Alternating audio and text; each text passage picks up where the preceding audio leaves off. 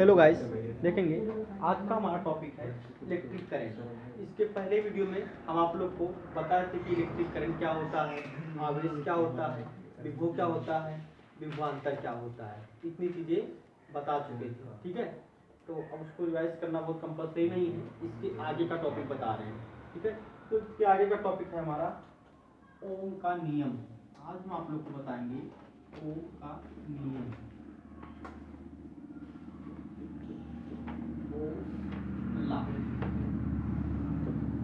तो ओम का नियम क्या है बच्चों? 2 नंबर में एग्जैक्ट 2 नंबर में पूछ लेता है या 5 नंबर में पूछता है। अगर 5 नंबर पूछेगा तो फार्मूला में पूछेगा, ट्राइवेशन पूछेगा तो न्यूमेरिकल पूछेगा। 2 नंबर में तो हमेशा पूछता है ओम का नियम क्या है।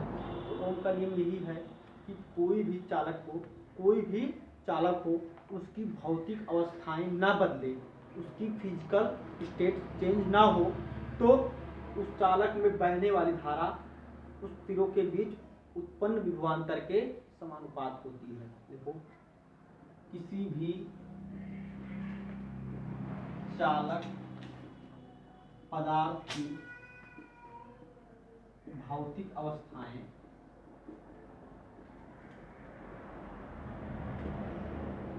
तो बच्चों भौतिक अवस्थाएं क्या होती हैं? जैसे कि तार की लंबाई ना बढ़ा दे, आप टेम्परेचर ना बढ़ा दे, है ना, तार की मोटाई ना बढ़ा दे, ये सारी चीज भौतिक अवस्थाएं होती हैं। मतलब तार की लंबाई, चौड़ाई, मोटाई, ऊंचाई, ये सब भौतिक अवस्थाएं होती हैं, ये ना बदलें। भौतिक किसी भी चालक पदार्थ की भौतिक अवस्थाएं अपरिवर्तित हों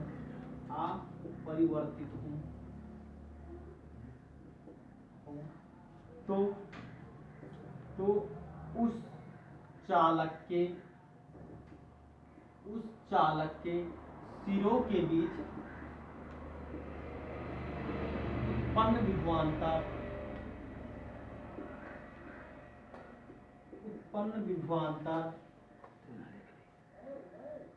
उसमें बहने वाली धारा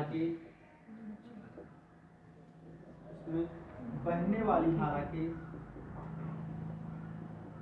समानुपात होता है, के समानुपाती होता है।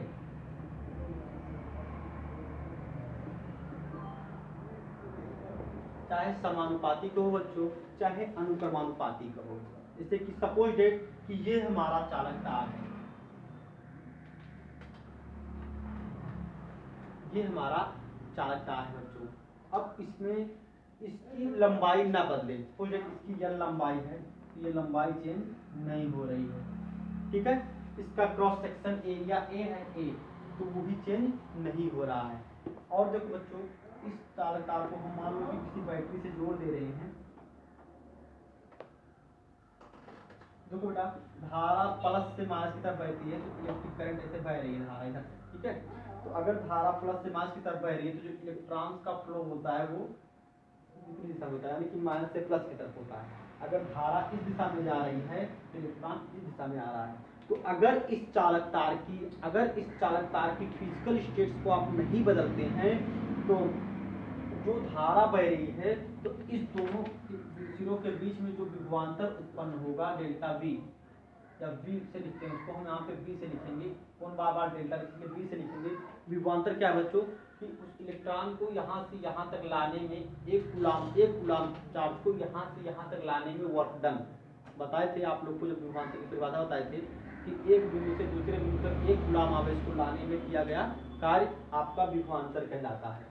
तो इलेक्ट्रॉन इस कंडीशन में आ रहा था, जो आपका ये विभवांतर है ये वी, वो इसमें बहने वाली धारा के समानुपात होता है। यही साहब ने बताया था, ओम साहब ने यही बताया था कि किसी भी चालक पदार्थ की भौतिक अवस्थाएं अपरिवर्तित हों तो उस चालक के सिरों के बीच उत्पन्न विभवांतर उसमें बहने वाली धारा के समानुपात होता है। तो यही है कि मतलब मान लो कि कोई भी कंडक्टर है, किसी भी चालक पदार्थ की कोई भी कंडक्टर है, उसकी भौतिक अवस्थाएं मतलब कि उसकी लंबाई, चौड़ाई, ये सब ना बदले। मतलब इस तार के, जैसे यही तुम्हारा तार है तो अब इसकी लंबाई चौड़ाई ना बदलो। जैसे कि ये तुम्हारी ये लंबाई है ना, इसको ना बदलो, जितना उतना ही रहे। जो इसका क्रॉस सेक्शन एरिया ये ए है, ये भी ना बदलो। इसका टेम्परेचर मत बदलो, इस पदार्थ को मत बदलो। जैसे मान लो कि कॉपर का लिए थे तो सिल्वर का मत ले लेना। तो फिर जब इसमें धारा बहने लगती है तो अपरिवर्तित हो तो उस चालक के सिरों के बीच विभवांतर, तो जो विभवांतर उत्पन्न होगा ये विभवांतर, तो यहाँ पे विभवांतर होगा क्योंकि हमको पता है कि हम एक पॉइंट से दूसरे पॉइंट तक चार्ज को फ्लो करना चाह रहे हैं, तो ये विभवांतर है। तो विभवांतर इसमें जो धारा बह रही है उस धारा के समानुपाती होगा। मतलब समानुपाती क्या मतलब क्या होता था कि जैसे कि जितनी ज्यादा धारा बहेगी इलेक्ट्रॉन उतने ही ज्यादा आएगा, मतलब जितनी ज्यादा धारा इधर से जाएगी उतने ज्यादा इलेक्ट्रॉन आएगा, मतलब वोल्टेज भी उतने ज्यादा होगा। मतलब धारा जैसे जैसे बढ़ेगी, इसका मतलब बेटा कि धारा अगर बढ़ी तो वोल्टेज भी बढ़ेगा। अगर धारा यहाँ से ज्यादा जाएगी तो वहां से इलेक्ट्रॉन ज्यादा आएगा। भाई आवेश का प्रवाह ही तो है विद्युत धारा, तो जितनी ज्यादा धारा इधर से जाएगी उतनी ज्यादा इलेक्ट्रॉन यहाँ पर आएगा। ये होता है इसका मतलब। अगर धारा कम किए आप, अगर धारा घटा दिए तो आपका विभवांतर भी घट जाएगा। ये था ओम साहब का नियम कि अगर आपकी धारा और ये धारा और वोल्टेज के बीच में समानुपात स्थिरांक होता है। अब अगर इसको आप बराबर करना चाहते हैं कि बैलेंस हो जाए, जैसे कि बेटा अगर तो विभव 2 है और धारा 4 है, तो अगर विभव को 2 गुना 4 किए धारा 8 गुना 8 2 गुना 8 हो जाएगी, तो 2 गुना हो जाएगी ना, तो 4 का 2 गुना 8 हो गया। अगर मान लो आप इसको 5 गुना करते हैं तो 2 पंचे 10, तो ये 5 गुना हो जाएगा 20। ये होता है समानुपात का मतलब कि जिस हिसाब से ये बढ़ेगा उसी हिसाब से ये बढ़ेगा, जितने गुना ये बढ़ेगा उतने गुना ये बढ़ेगा, तो उसको कहते हैं समानुपात। अब इसको बैलेंस करने के लिए, इस चीज को बैलेंस करने के लिए, मतलब समानुपात को खत्म करने के लिए बराबर करते हैं हम कि V बराबर I, यहाँ पर एक नियतांक आता है R। ये R क्या है? ये नई चीज है। R प्रतिरोध है। प्रतिरोध क्या होता है? रेजिस्टेंस है ऑफ दैट मीडियम, उस मीडियम का, मतलब इस तार का, इस मैटर का। मतलब कि धारा जब बहती है तो उसके अंदर कुछ रुकावट होता है, रुकावट, प्रतिरोध जो धारा को रोकना चाहता है, तो वो है R। ये R से बैलेंस किए। तो अगर प्रतिरोध में धारा का मल्टीप्लाई कराओगे तो वो उसका विभवांतर हो जाएगा। ये R प्रतिरोध है। R क्या बच्चों? प्रतिरोध। ये प्रतिरोध डिपेंड करता है इस तार की लंबाई पर, जो आपका चालक है उसकी लंबाई पर, इसके क्रॉस सेक्शन एरिया पर, इस पदार्थ पर, पदार्थ की प्रकृति पर, टेम्परेचर पर। ये होता है प्रतिरोध। बहुत इंपॉर्टेंट टॉपिक है। ये हो गया हमारा V बराबर IR। ये हमारा ओम का नियम है। ठीक है बच्चों, देखो ध्यान से। बच्चों में एक समझ में आ रहा है कि V बराबर IR कहाँ से आया है ना। देखो कि V अगर देखो यहाँ पे हम 2-3 डिब्बा बना दे रहे हैं। देखो ये है V का और ये है I का। देखो ध्यान से, अगर V हमारा 10 है, I हमारा 2, ठीक है। अब हमारा B को 2 गुना कर दिए, 20 कर दिए, तो I 2 गुना हो गया 4 हो गया। अब इसको हम 3 गुना कर दिए, 30 कर दिए, तो ये 3 गुना हो गया 6 हो गया। ठीक है भाई, यही तो समानुपात का मतलब है कि अगर ये 2 गुना हो रहा है तो ये भी 2 गुना हो रहा है, अगर ये 3 गुना हो रहा है तो ये भी 3 गुना हो रहा है। ठीक, अब जब इसको बराबर करने की बारी आ गई बच्चों, तो मुझे लग रहा है, तुमको भी लग रहा होगा कि यहाँ पर 5 से मल्टीप्लाई करा दो तो बराबर आ जाएगा। देखो 5 से मल्टीप्लाई करा दिए, बराबर आ गया ना, बराबर आ गया ना। 5 से मल्टीप्लाई करा दिए, आ गया ना। उसी लिए हम यहाँ बराबर जब करते हैं तो R का मल्टीप्लाई कराते हैं। ये R जो है वैज्ञानिक लोग ने, साइंटिस्ट ओम साहब ने बताया कि यहाँ पर R रखने से बैलेंस हो जाएगा। देखो मैं आपको बताया बच्चों, यहाँ पे 5 रखने से बराबर हो जाएगा, तो हम लोग को ओम साहब ने बताया कि यहाँ पे R रखने से बराबर हो जाएगा। आगे सुन में, ठीक है। अब इसको हटा रहे हैं। देखो समझ में आ गया ना। देखो ध्यान से, जैसे कि हम यहाँ पे से अभी तो समझ में आ गया तुम लोग को कि ये R कहाँ से आ गया है ना। वीडियो को रिवाइज करके देख लेना कि ये R कहाँ से आया। अब इसको हम हटा रहे हैं। अब एक चीज होता है, अगर आप इसकी ग्राफ बना देंगे तो आप आइडियल स्टूडेंट हो जाएंगे। मतलब आपको अगर ग्राफ आ गया तो इसका ग्राफ भी आना चाहिए बनाने के लिए। ग्राफ कैसे होता है बच्चों, मैं आपको बता रहा हूँ। जैसे कि देखो ध्यान से कि ये ग्राफ में बता रहा हूँ कि इधर हमारा एम्पीयर धारा है, इधर हमारा वोल्ट। जैसे कि देखिए 1 2 3 4 5 वोल्ट में एरिया 1 2 3 4 5, मतलब चलो मैं 10 ले रहा हूँ। देखो ध्यान से, देखो जैसे कि यहाँ पे वोल्ट है, अभी जो था यहाँ पे धारा है। तो देखो ध्यान से कि वोल्ट यहाँ देखो वोल्ट 50 है, 5 एम्पीयर की धारा है। वोल्ट 40 है तो 4 एम्पीयर की धारा है। वोल्ट 30 है, 3 एम्पीयर की धारा, वोल्ट 30 है तो 2 एम्पीयर की धारा है। मतलब कि जो प्रतिरोध का मान है वो कितना है, 10 है, यानी कि रेजिस्टेंस अगर 10 से मल्टीप्लाई करा दो तो क्या हो जाएगा, बराबर हो जाएगा ना। तो वो प्रतिरोध जो है कांस्टेंट होता है, वो बदलता नहीं है। तो देखो ध्यान से, 1 एम्पीयर धारा के लिए 10 है, 2 एम्पीयर धारा के लिए 20 है। वोल्टेज वोल्टेज इसको वोल्ट में लिखेंगे, वोल्टेज को किसमें लिखेंगे, वोल्ट में, और धारा को लिखेंगे एम्पियर में। अब देखो 3 एम्पीयर धारा के लिए 30 है, 4 एम्पीयर धारा के लिए वोल्टेज 40 है, 5 एम्पीयर धारा के लिए वोल्टेज 50 है। देखो तो इस तरह से 5 वोल्ट के 50 है, तो इसको जब मिलाते हैं हम लोग ऐसे, एक सीधी रेखा मिलती है ना बच्चों, यही आर है। यही क्या है, आर है, वही रेजिस्टेंस है। क्या बच्चों, आर है, ये आर, ये है यहाँ पे 10 ओम, इसका मतलब होता है, देखो ध्यान, 10 कैसे पता चला, देखो यहाँ से पता चला कि 10, देखो यहाँ 10 था ना, 10 एक के लिए 10, तो 1 ढाई 10, 2 ढाई 20, 3 ढाई 30, तो इस सीधी रेखा बनता है। ये ग्राफ हो गया। अगर आप इसका ग्राफ बना देंगे ना तो एग्जैक्टली जब 7 नंबर में पूछेगा तो ग्राफ भी बनाओगे, फार्मूला भी लिखोगे, एग्जाम्पल भी दोगे, परिपथ भी बनाओगे कि ऐसे धारा जा रही, इलेक्ट्रॉन ऐसे आ रहा है, सब कर दोगे उसको, ठीक है।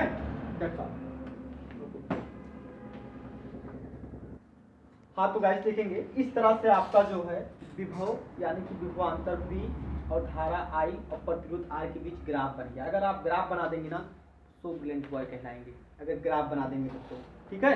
तो आप लोग इसको कॉपी कर लीजिए, तुरंत इसको निकाल, फिर से एक बार देख लीजिए, किसी भी पदार्थ चालक तार में, किसी भी चालक पदार्थ में अगर उसकी भौतिक अवस्थाएं नहीं बदल रही हैं, भौतिक अवस्थाएं अपरिवर्तित हैं, तो उस चालक तार के या चालक सिरों के बीच, सिरो मतलब कि ये सिरा और ये सिरा, इंच पॉइंट, उसको हम सिरा कहते हैं। सिरो मतलब कि इंच पॉइंट, ये पॉइंट ये पॉइंट, इनके बीच में जो विभवांतर होगा वो इस धारा के समानुपात होगा जो धारा बह रही है। तो अभी इसमें कुछ टॉपिक्स और लिखना बच्चों, तो ये आप लोग तुरंत लिख लीजिए, मैं मिटा कर लिख रहा हूँ। अभी इसमें बहुत सारी चीजें छिपी हुई हैं, ठीक है।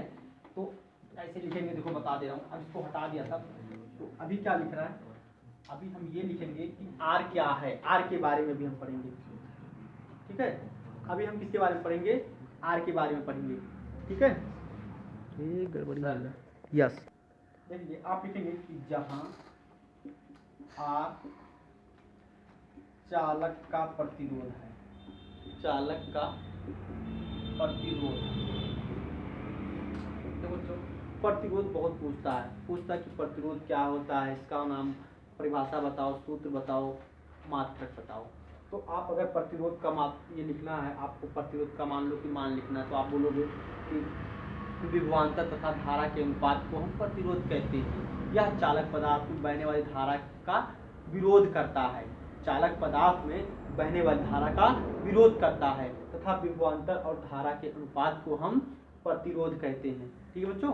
तो R इक्वल टू हो जाएगा, यहाँ देखो R इक्वल टू हो जाएगा V/I, क्या जाएगा, V/I। ऐसा नहीं तो होता है कि विभवांतर तथा धारा के अनुपात को हम प्रतिरोध कहते हैं। तो ये आपका हो गया प्रतिरोध। उसके बाद क्या लिखेंगे कि प्रतिरोध का मात्रक का SI मात्रक ओम होता है। क्या होता है बच्चों, ओम। उनके नाम से ही उसका मात्रा रख दिए प्रतिरोध का, वो ओम साहब। सोचे कि प्रतिरोध में ही अपना नाम छिपा दें हम, तो प्रतिरोध के मात्रक में ही ओम लिख दिए। इसका सिंबल ये होता है, कैपिटल ओमेगा इसको कहते हैं, है ना, ओम होता है, इसको बोलते हैं कैपिटल ओमेगा। और क्या होता है, देखो इसका V का वोल्ट और धारा का एम्पियर, वोल्ट प्रति एम्पियर भी होता है इसका मात्रक। एक नंबर में पूछता है बच्चों विकल्प में कि प्रतिरोध का मात्रक नहीं है, तो उसमें वोल्ट प्रति एम्पियर है, ओम है। अब देखो वोल्ट को क्या करेगा, जूल प्रति कूलाम कर देगा। देखो वोल्ट को क्या कर देगा, जूल पर कूलाम कर देगा ना, वर्क अपॉन चार्ज। तो इसका एक मात्रक और बन जाएगा कि जूल प्रति कूलाम एम्पियर। इसका एक मात्रक और बन गया कि देखो वोल्ट बराबर क्या होता है, वोल्ट बराबर वर्क अपॉन चार्ज, तो जूल पर कूलाम एम्पियर। 3 मात्रक हो गया, तो बाकी जो नहीं होगा उस पर आप कर देंगे, एक नंबर में पूछेगा, ठीक है भाई साहब। ये जो फार्मूला यहीं तो आया है, देखिए ये आई जो है नीचे आ गया, तो क्या आई इक्वल टू V/I। इस तरह से आप प्रतिरोध की परिभाषा लिख देंगे, प्रतिरोध का सूत्र लिख देंगे, उसका मात्रक लिख देंगे। अगर आपको 4 नंबर पूछता है 3 ग्राफ बना देंगे, जो भी ग्राफ बनाए थे ना बच्चों कि बी इधर आई इधर आर, तो इस तरह से आप ग्राफ बना देंगे, नंबर भी दे सकते हैं या तो टच में। तो अभी ये टॉपिक हो गया। अभी हम रेजिस्टेंस पे थोड़ा सा और बात कर रहे हैं इसमें, ठीक है बच्चों। इतनी चीज तो आगे समझ में ना, आगे देखो क्या बता रहे हैं। अब हम ये बता रहे हैं बेटा ये जो प्रतिरोध है किस चीज पर डिपेंड करता है, यानी कि प्रतिरोध की निर्भरता। आपका प्रतिरोध तो आ गया है, अब हम आपको बता रहे हैं कि प्रतिरोध की निर्भरता, प्रतिरोध की निर्भरता मतलब डिपेंडेंसी ऑफ रेजिस्टेंस।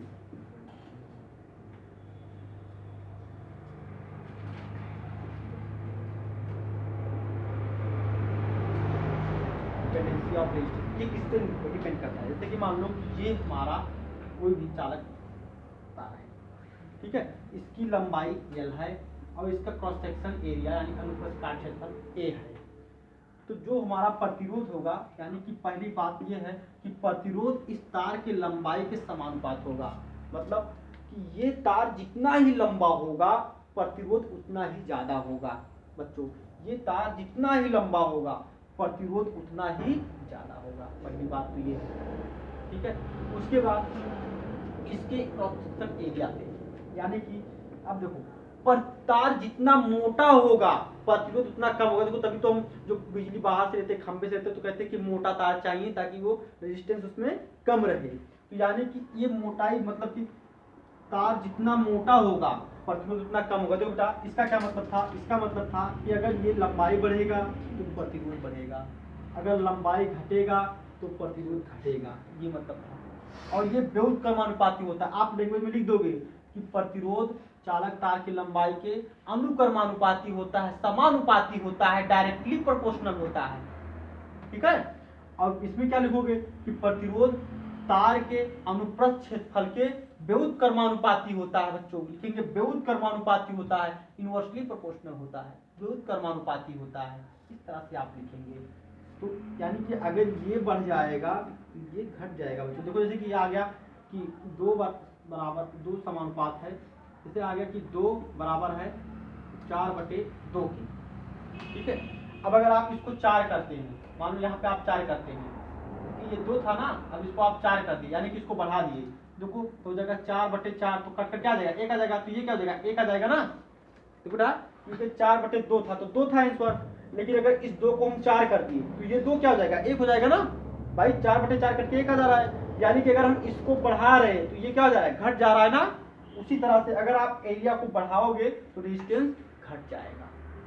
आ रहा सुन बाबू, देखिए ध्यान से, जैसे 4/2 की वैल्यू 2 आती है ना, 2 से भागी 2 आ गया। अगर आप इस 2 को 4 करते बढ़ा दिए तो ये फिर इसका वैल्यू क्या आ जाएगा 4 कट जाएगा तो 1 आ जाएगा, ये 2 की वैल्यू 1 आ जा रही, मतलब कि अगर आप इसको बढ़ाएंगे तो ये घट जाएगा और कहीं आप इसको घटाते हैं तो ये बढ़ जाएगा। तो बेटा जैसे कि यही था हमारा, यही था 4/2 बराबर 2 था, तो अगर आप इसको घटाकर 1 कर रहे हैं तो क्या 4/1 मानी कि 4 हो गया ना, तो ये हो जा रहा है 4, यानी कि अगर आप इसको घटा रहे हैं तो ये बढ़ जा रहा है, ठीक है। ये चीज हो गया जो हमारा प्रतिरोध होता है अनुप्रस्थ क्षेत्रफल के व्युत्क्रमानुपाती क्रमानुपाती होता है। उस तार जो भी तार की लंबाई जो भी तार है हमारा उस तार के अनुप्रस्थ क्षेत्रफल के व्युत्क्रमानुपाती क्रमानुपाती होता है। आ रहा समझ बाबू, वही चीज है। और एक चीज पे डिपेंड करता है, उस पदार्थ पे डिपेंड करता है, उसके टेम्परेचर पे डिपेंड करता है, पदार्थ की प्रकृति पे डिपेंड करता है। तीसरा पॉइंट आप कहेंगे कि प्रतिरोध पदार्थ की प्रकृति पर निर्भर करता है, पदार्थ की प्रकृति पर निर्भर करता है। प्रकृति मतलब कि उसका व्यवहार, जैसे कि मान लो कि आपका तार सिल्वर का है और जो है सोने का हो गया, कॉपर का हो गया, जस्ते का हो गया, टिन का हो गया, इस तरह से, तो वो पदार्थ की प्रकृति पर निर्भर करता है। तीसरा पॉइंट आप चौथा लिखेंगे पदार्थ के टेम्परेचर पे डिपेंड करता है, ताप पर निर्भर करता है, टेम्परेचर पे डिपेंड करता है ना। तो जो आर है वो पदार्थ के ताप पर डिपेंड करता है, पदार्थ के ताप पर निर्भर करता है बच्चों, टेम्परेचर पर डिपेंड करता है। मतलब कि अगर ताप बढ़ जाएगा तो प्रतिरोध का मान भी बढ़ जाएगा, तो धारा कम बहने लगेगा। अगर ताप अगर हीट हो गया, वायर का आपका हीट हो गया तो रेजिस्टेंस बढ़ जाएगा, तब उसमें इलेक्ट्रिसिटी जल्दी पास नहीं हो पाएगी। ये इतना टॉपिक था। अब देखो इस टॉपिक से हम एक नया फार्मूला बना रहे हैं बच्चों, जितना फार्मूला बनता जा रहा है उतना याद करो, अभी न्यूमेरिकल बताएंगे, ठीक है, बस इसके बाद न्यूमेरिकल आ गया, ठीक है, आप लोग बहुत थ्योरी पढ़ लिए, 2 फार्मूला हम बता दे रहे, 3 फार्मूला, उसके बाद जस्ट न्यूमेरिकल स्टार्ट करने जा रहे हैं। तो ये आ गया, ओम का नियम बताए हैं, बी बराबर आई आर अभी आया था, और आर बराबर बी अपान आई आया था, वो तीनों फार्मूला दोनों याद कर लेंगे। अभी एक फार्मूला और यहाँ से दे रहे हैं आप लोग को, ठीक है, देखो उसको हटा दे रहे हैं, इस टॉपिक से हम एक नया फार्मूला बनाते हैं। देखो अब इस दोनों को हम एक साथ में लिखते हैं, मतलब इन दोनों को एक साथ में लिखते हैं, यानी कि प्रतिरोध जो है लंबाई के समानुपात होता है और क्रॉस सेक्शन एरिया यानी कि अनुप्रस्थ क्षेत्रफल के व्युत्क्रमानुपात होता है। एक ही बात बोलती है एक ही लाइन में कि लंबाई के समानुपात है और क्षेत्रफल के व्युत्क्रमानुपात है। तो जैसे अभी हम बता रहे थे आप लोग को, जैसे अभी बता रहे थे कि अगर ये आर है, ये एल अपान एल की वैल्यू है, तो अगर ये समानुपाती है, जैसे मान लो कि आर 20 है तो ये बाबू 3 है, मान लो कि 4 है, 4, ठीक है, अब इसको बढ़ा के 2 गुना कर 4 गुना बढ़ा दिया, 80 कर दिए, तो ये भी 4 गुना बढ़ जा रहा है, 16 हो गया ना। अब इसको 5 गुना बढ़ा दिए, 100 कर दिए, तो ये भी 5 गुना बढ़ जा रहा है, 20 हो गया, ठीक है। तो जब इसको इक्वल करना है तो यहाँ पे हमको कोई डिजिट लिखना पड़ेगा ना कि इक्वल हो जाए, तो हमको पता कि हम 5 से गुणा करा देंगे तो इक्वल हो जाएगा। देखिए 5 से सब में गुणा करा दिए, देखिए 5 से गुणा करा दिए ना, तो सब देखो देखो देखो बेटा, 4 पंचे 20, 16 पंचे 80, 20 पंचे 100, इसी तरह से जब हम इसको इक्वल करेंगे तो एक हमारा कांस्टेंट आएगा। यहाँ पे जो कांस्टेंट आता है वो होता है रो। क्या होता है जो रो, ये ग्रीक वर्ड है रो, ये रो जो है ग्रीक वर्ड है, इसको कहते हैं विशिष्ट प्रतिरोध। क्या कहते हैं बच्चों? विशिष्ट प्रतिरोध। इसकी परिभाषा होती है कि अगर 1 मीटर लंबा तार है, उसका अनुप्रस्थ क्षेत्रफल 1 मीटर स्क्वायर है, तो जो प्रतिरोध रेजिस्टेंस आर होगा वही तो विशिष्ट प्रतिरोध रो होगा। भाई ये भी एक, तो एक खत्म, तो जो रेजिस्टेंस होगा वही स्पेसिफिक रेजिस्टेंस होगा। अभी हम आपको फिर से बता रहे, देखो ये आप इतना लिख लिए, उतना लिख लो, फिर बता रहे हैं, इसको हटा दे रहे हैं आप, इसको हटा दे रहे हैं हम, देखो ध्यान से। अब यहाँ पे हम उसको पुट करने जा रहे हैं, ये भी हटा दे रहे हैं। अब हमारा नया फार्मूला आ गया है, क्या आ गया है कि R is equal to rho L upon A. तो जहाँ रो, ऐसे लिखेंगे, जहाँ रो पदार्थ का विशिष्ट प्रतिरोध है, विशिष्ट प्रतिरोध,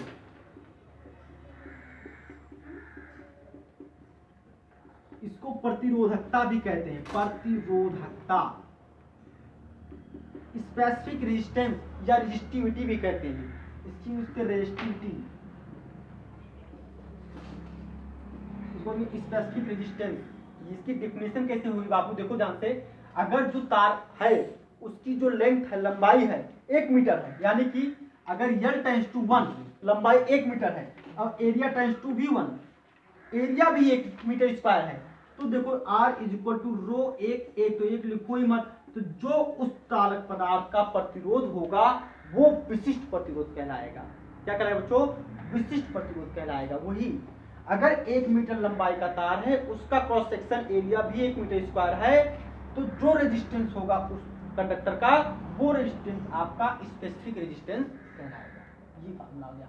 तो इसके लिए एक फार्मूला, इसमें जो है इसका मात्रक निकाल दे रहे हैं और इसके बारे में बता रहे हैं। देखो ये हो गया ना, देखो ध्यान से। अब ये हमारा है कि R is equal to rho L upon A, तो हमको रो का वैल्यू निकालना, तो जो नीचे था वो ऊपर आएगा, जो ऊपर था वो नीचे आ जाएगा। तो ये ऊपर आ गया, तो आर ए अपॉन एल, ये हो गया रो इज इक्वल टू हो गया आर ए अपॉन एल, मतलब विशिष्ट प्रतिरोध बराबर लेंगे आर ए अपॉन एल। ठीक है बच्चों, अब इसका मात्रक लिख रहे हैं। देखो अब हम रो का मात्रक लिख ले रहे हैं, अब इसको हटा दे रहे हैं।